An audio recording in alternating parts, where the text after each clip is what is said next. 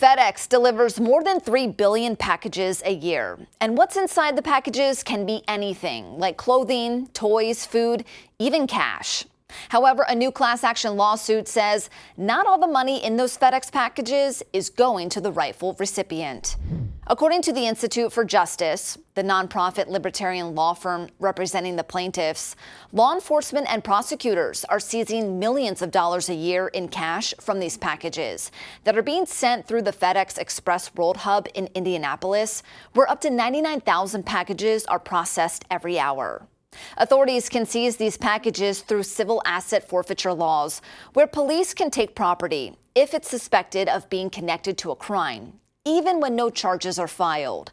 The Department of Justice says asset forfeiture is designed to deprive criminals of their proceeds of their crimes, to break the financial backbone of organized criminal syndicates and drug cartels, and to recover property that may be used to compensate victims and deter crime.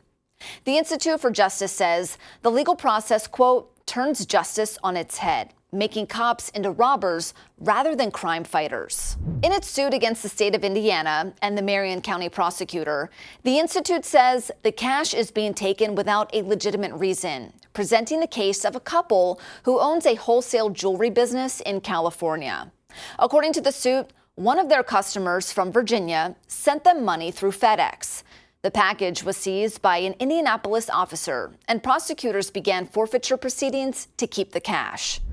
The Institute says the prosecutors have not been able to connect the cash with a crime, adding that the reasons given for its initial seizure were based in large part on a slate of factual inaccuracies, such as the package not having a signature when it did, and the officer calling the package suspicious because all the seams were sealed with tape.